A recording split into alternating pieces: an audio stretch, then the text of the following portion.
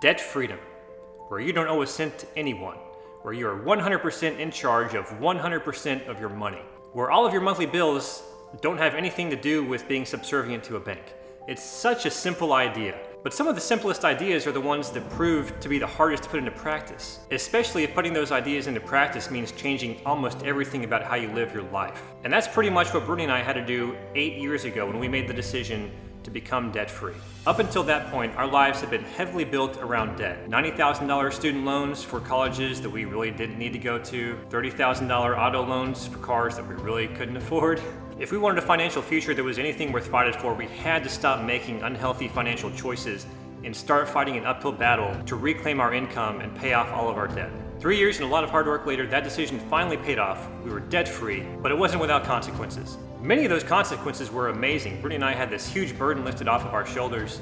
We felt this freedom and flexibility that we had never felt before, and going through that process actually made Brittany and I a lot closer. Some of those consequences of becoming debt-free, however, were not so desirable, and that's primarily what this video is going to be about. What's up, guys? I'm Mike. And I'm Brit. And before we get started, I want to put a few things out there. This video is in no way meant to say that becoming debt-free is not worth it. It is 100% worth it. So much so that Brittany and I would recommend it to literally everyone. There are so many positive aspects about being debt-free that it's literally almost impossible to think of anything negative to say about it. And as you guys can tell in the title, we're only able to think of two things. Yeah. However, the two things we're talking about in this video are fairly common among people who have become debt-free, and they're definitely things that have happened to us that we felt like it would be beneficial to make a video about it so that you guys watching and who are in the process of becoming debt-free maybe have a heads up about these two things. And also maybe if you're already debt-free, you can relate to these in some way. The last thing I'll say is that everyone's financial situation is a little bit different,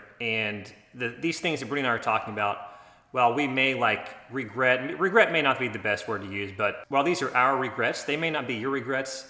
You might not even care about these in the first place. So take what we're saying with a grain of salt. Okay, our first regret, in quotes there, because regret may not be the best word, but the first thing we want to mention to give you guys a heads up on in this video, we allowed our credit score to totally disappear. Now, the good thing about this is this one's totally avoidable if you want to avoid it. When Brittany and I decided to become debt-free, we made the decision to cut up all of our credit cards and cancel all of our credit accounts, whether that be our major credit line or retail accounts or whatever. What happens when you're debt-free and you have 0 lines of credit and you don't have any debt is your credit score, your FICO score, will slowly decline and then it will disappear. And that, at least that's been the case with Brittany and I. So if we were to apply for a credit card or a mortgage or something like that, our credit score just wouldn't be there. It wouldn't show 0, it's just nobody could see it. This made it very difficult to get a mortgage for the home that we're currently sitting in at this moment, which was the reason we decided to get a credit card and start building back up our credit score in the first place. I don't know if you guys have ever tried to get a mortgage without a credit score. It's definitely possible, and that was the route that Brittany and I were kind of initially starting to take. It's called manual underwriting. If you've been following Dave Ramsey for any length of time, you probably will have heard him mention that a lot. But manual underwriting, there's so much more involved in it, and there's so much more money you need to have. We were gonna need like $17,000 or $18,000 more in cash to buy this. We were gonna have to have like a lot more background checks and things done into our history, and like we would have to provide a lot more documentation for different things. During trying to find a mortgage, I was like, gosh, if we had just kept our credit lines open this whole time, we could possibly avoid the situation that we're in. It could be done, but it was going to cost us a lot of time and a lot more hassle than we wanted to do, and we felt we would be fine getting a credit card because we're just super frugal anyway, and we're not going to misuse it, and it would basically make buying this house a lot faster. So TLDR, we decided to get a credit card to raise our credit score so that a credit score would show up and make the house buying process exponentially easier. We don't recommend credit cards for everyone, especially those out there who have maybe not the best discipline when it comes to handling their money and those sorts of things, especially with regards to credit cards. We do think credit cards are pretty much okay for people who are fiscally responsible, who don't carry over balance, who make sure they pay it off every month, who don't put more on their credit card that they wouldn't be spending normally under the same circumstance. People who use credit cards like that, we think it's totally fine to use them and reap the rewards, the cash back, the flight miles or whatever, understanding that, as Dave Ramsey often says, they will not make you wealthy, which they won't. They'll just maybe decrease your cost of living 1 to 2 to 3%, depending on the circumstances, and possibly give you some nice trips around the world every now and then. And to go along with what Mike was saying, We both understand why Dave Ramsey recommends closing all the credit cards in the very beginning, especially if you're new to becoming debt-free. It's just very easy to use credit cards as an emergency fund, and it's easy to go back into debt. So we understand that completely, and why we would agree, if credit cards are an issue for you, to just close them. So the easiest way to avoid this when you're becoming debt-free is just to keep a credit card open, a single credit card. If you have a problem spending on credit cards, I think the safest thing and the best thing to do would just be close them. But if you don't have a problem spending on credit cards like Brittany and I didn't, if really all you just put on there was gasoline or a few groceries here and there and then paid it off without accumulating debt on it and interest, then maybe just keep one of them open. That will keep your credit score going. And then after you're debt-free, maybe start using it every now and then, just so your credit score doesn't go away. Because if you go a long period of time without using a credit card and you have zero debt, there are no lines of credit open on your FICO profile or whatever, your credit score will slowly disappear, just like it did in Britain's in my case, and that will make it exponentially more difficult for you to do anything that requires a credit score in the future. But yeah, that was our first regret. And again, this one's totally avoidable if you want it to be avoidable.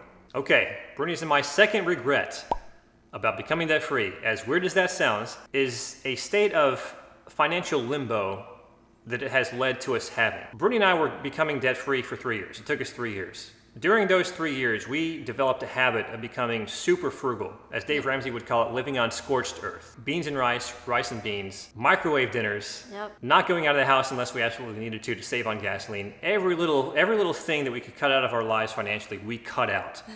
Or messing with the thermostat to try and get your electric bill down. Yeah, 3 years is a long time. I'm not sure how long it takes to develop a habit, but it's a lot less than 3 years. Even when we were done, we only had $2,500 in our bank account. So we still had this 6-month emergency fund that we had to save up. So add another 3 or 4 months on top of the 3 years that it took us to become debt-free to save up that emergency fund. Then we were saving up a down payment for a house. And there are some events that happened in between there, but we were like, okay, scorched earth again, baby. Here we go. Let's save up this down payment as quickly as possible. And so it's like a 3-year time period and another 5-year time period of just basically scorched earth. So in this 8-year process, I don't think Brittany and I have found a good balance between being wise financially, being frugal with our money and making the most out of our expenditures and things like that. We haven't found a good balance between that and just enjoying life. Even right now, with all this stuff with the virus going on, especially with the stuff with the virus going on, it's like, okay, back on scorched earth, baby, because my income's pretty much zero. Yeah. And we're just relying on Brittany's income right now, which is fine because we've kind of like structured our lives so we can survive on one of our incomes in case something like this happens. Yeah, which again, like it's all helped out, but it leads to this sense of like, I lack the words to describe it, but it's like this mental exhaustion combined with, okay, we're doing all of this effort and putting in all of this energy, and I mean, we have a beautiful house to show for it, and I mean, Brittany and I feel super proud of the place that we're in right now financially, but it's like, is all of this sacrifice and denying of that desire to have fun with our money internally, is all that leading to just this house and being in a nice place, relatively safe place financially? Is that all? Is that it?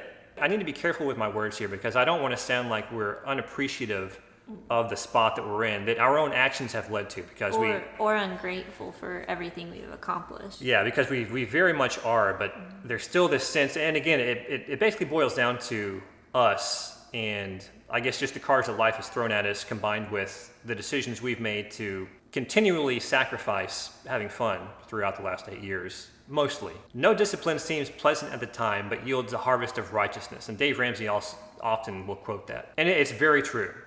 Discipline often requires a lot of sacrifice and a lot of like denying maybe wishes that you want inside, or in our case, regarding money, regarding how to use our money and things we just want to buy. We have to deny ourselves those things, and it's painful in the short term, but it yields this place that is very secure and stable. We don't look at money at all like we used to. We have this totally new perspective on it. We're much more disciplined and financially wise when it comes to the expenditures we make. But whereas before we had maybe been a lot more lenient and maybe had more fun with our money, now we ask ourselves, okay, well, is this purchase going to help us get to our financial goals or not? Yep. Is it going to help us make passive income, or is it just going to take money out of our pocket never to be seen again? Is this really going to be a help to our life or a hindrance? Is this going to give us more responsibility or less responsibility? Is this going to make things simpler for us or more complicated? Almost every purchase we make now that's above $20 or $30, we ask ourselves that question. Yeah. And it comes down to the balance that Brit and I have yet to be able to figure out between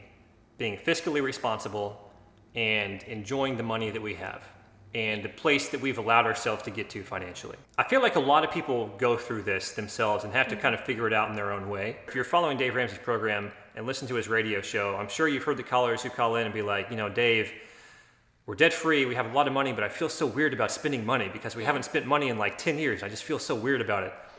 That's pretty much what's going on. So what Brittany and I would say is during the process of becoming debt free, understand that this may become an issue in the future and try and figure out now what you need to do to not let this happen.